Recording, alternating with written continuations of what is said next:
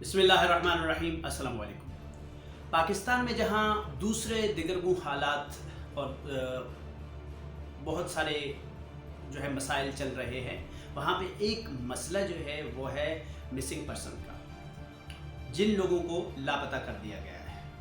लापता अफराद जो है ये ऐसे अफराद हैं कि जिनके ऊपर कोई कानून जो है वो इस वक्त हुकूमत पाकिस्तान की तरफ जो है वो लागू नहीं किया जा रहा है। ऐसे अफराद कि जिन्होंने जो है जिनके ऊपर मजहबी हवाले से जो है ये जो मुतहरिक हैं, इन लोगों को जो है वो खुफिया तरीके से उठा लिया जाता है। बहुत ज़्यादा तादाद के अंदर जो है इस वक्त तक ऐसे अफराद जो है उनको खुफिया तरीके से जो है वो उठा लिया गया है। हुकूमत पाकिस्तान जो है इसका एक कानून है। अब देखिए, इस कानून के तहत जो है वो बड़ी आसानी के साथ इन लोगों के ऊपर जो है वो FIR दर्ज कराई जा सकती थी। उनको FIR दर्ज करा के अदालतों के अंदर पेश किया जा सकता था। पेश करके उनके ऊपर जो है वो कानूनी हवाले से जो है वो एक बाकायदा केस जो है वो चलाया जा सकता था। लेकिन इनको जो है वो लापता कर देने का मकसद क्या है? लापता करने का मकसद ये है कि जहां हमारा रियासती कानून जो है वो ख़त्म हो चुका है। रियासती कानून जो है या तो ये है कि इसके हवाले से कानूनी शिक कोई मौजूद नहीं है, कि जो लोग जो है या समझे कि अगर वो कानून की खिलाफ वर्जी कर रहे हैं तो उन लोगों को जो है वो कानून के कटहरे में होना चाहिए, उनको अदालतों में पेश किया जाना चाहिए, उनको थानों में बुलाया जाना चाहिए, ना कि उनको जो है वो उठा के खुफिया तरीके से जो है वो छुपा देना चाहिए कि 10-10 साल से ऐसे लोग जो है वो 10-10 साल से जो है वो उनका पता नहीं है, उनकी बच्चियां जो है वो जवान हो गई, उनकी शादियां हो गई, उनके बुजुर्ग जो है वो दुनिया से रुखसत हो गए, उनकी वालिदा वालिद जो दुनिया से रुखसत हो गए, लेकिन उन लोगों को जो है उन लोगों का पता तक नहीं है। उनकी बीवियां जो है ज़ौजात जो है उनकी वो एक नाउमीदी के शिकार हो चुकी हैं कि हमारे शौहर जो है वो ज़िंदा भी हैं या दुनिया से रुखसत हो चुके हैं। बच्चे जो है वो जवान हो चुके हैं, मायूसी का शिकार हैं कि आया जो है उनके वालिद जो है वो ज़िंदा भी हैं या नहीं हैं। लेकिन ये कैसा कानून है? ये कैसा कानून है? काला कानून कि जिसके तहत जो है वो कुछ मजहबी अफराद को, कुछ दीनी अफराद को, ऐसे अफराद जो दीनी हवाले से काम कर रहे होते हैं, शक की बुनियाद पे उनको उठा लिया जाता है और फिर जो है पता नहीं है कि उनके साथ क्या किया जा रहा है। हुकूमत पाकिस्तान के ऊपर एक बहुत बड़ा सवालिया निशान है, हमारी एजेंसीज के ऊपर एक बहुत बड़ा सवालिया निशान है कि क्या आप इतने कमज़ोर हैं? क्या आप इतने कमज़ोर हो चुके हैं कि आपको पता नहीं है कि कोई कानूनी शिक जो है वो जिसके मुताबिक ऐसी इनके ऊपर लागू होती है जिसके मुताबिक आप इनको अदालतों में पेश करें और इनको जो है वो कोई सज़ा दिलवाई जा सके?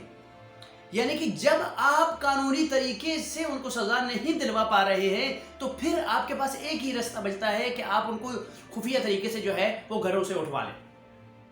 अभी चंद दिन पहले भी 2-3 जवानों को जो है वो वहाँ से जो है गायब कर दिया गया है। ये तरीका जो है ये पाकिस्तान की रियासत को चैलेंज करने के बराबर है। अब दूसरा सवाल यहाँ एक पैदा होता है कि किन बुनियादों पे जो है वो जवानों को उठाया जा रहा है, गायब किया जा रहा है।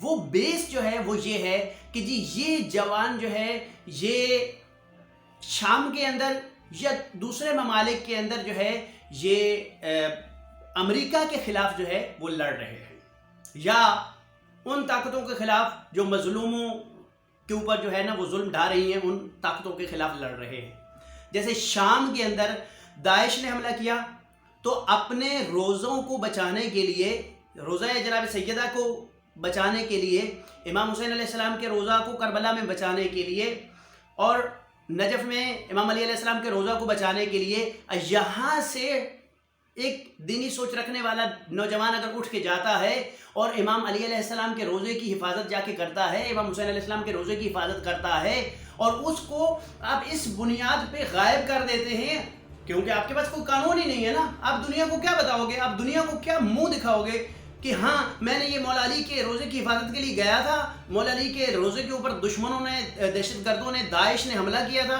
ये वहाँ उनकी हिफाजत के लिए गया था इसलिए मैंने उसको उठा लिया, उठा के इसके ऊपर केस चला दिया। सही ना? ये मुजरिम है।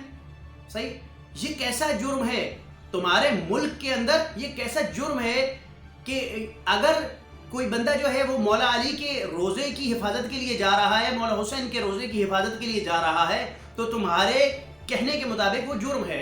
اگر وہ جرم ہے، اگر وہ تم کہتے ہو جرم ہے، تو آؤ سامنے آ کے عدالتوں میں آ کے ہمارا مقابلہ کرو۔ اگر تمہاری اتنی جرأت ہے تو اس کا مقابلہ کرو۔ لیکن افسوس ہے کہ یہ لوگ جو ہے یہ اپنی ہی عدالتوں پہ یقین نہیں رکھتے، ان کو ان عدالتوں پہ یقین ہی نہیں ہے، بھروسہ ہی نہیں ہے ان کو ان عدالتوں پہ، ہماری ایجنسیز کو بھروسہ ہی نہیں ہے ان عدالتوں پہ۔ یہ سمجھ ہی نہیں پا رہے ہیں کہ یہ عدالتیں جو ہے یہ ان کو انصاف دلائیں گی۔ ان کو پتہ ہے کہ یہ کوئی چونکہ جرم نہیں ہے، تو اس وجہ سے جو ہے یہ عدالتوں کی طرف جا ہی نہیں رہے ہیں۔ بہت افسوس کی بات ہے۔ کوشش کریں ہر وہ شخص کہ جو جانتا ہے کہ قانون سے بالاتر ہو کے کچھ ادارے جو ہیں وہ کام کر رہے ہیں، ایسے اداروں کے خلاف ضرور آواز اٹھائیں، اور اپنا حق ہے، ہمارا حق ہے کہ ہمارے جو لوگ ہیں ان لوگوں کو جو ہے وہ عدالتوں میں پیش کیا جائے، ان لوگوں کے اوپر جو ہے وہ کیس بے شک چلائیں، ان کو وہ کم از کم جو ہے ان کے لواحقین کو، ان کی کم از کم ان کے جو خاندان والے ہیں ان کو پتہ تو ہو کہ ہمارا جو جوان ہے وہ آیا دنیا سے رخصت ہو چکا ہے، شہید ہو چکا ہے، یا وہ زندہ ہے، پتہ تو چلے انہیں۔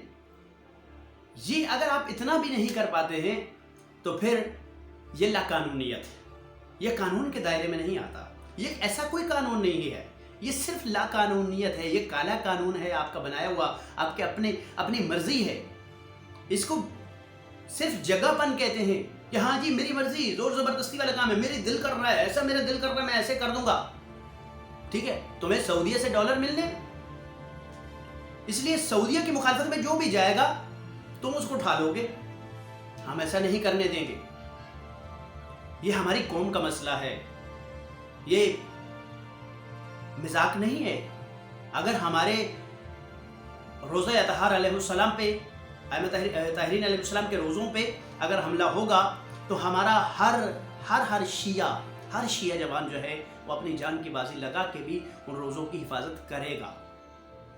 یہ بھول ہے کسی کی، وہ چند ڈالرز، چند ریال جو ہے وہ دے کے ہماری قوم کو جو ہے وہ چپ کرا لیں گے۔ تو اگر آپ سمجھتے ہیں کہ ہماری قوم کا کوئی جوان جو ہے اس کی وہ کسی جرم میں شریک ہے، کوئی اس نے جرم کیا ہے، تو اس کو عدالتوں میں پیش کیا جانا چاہیے۔ بہت شکریہ، اللہ حافظ۔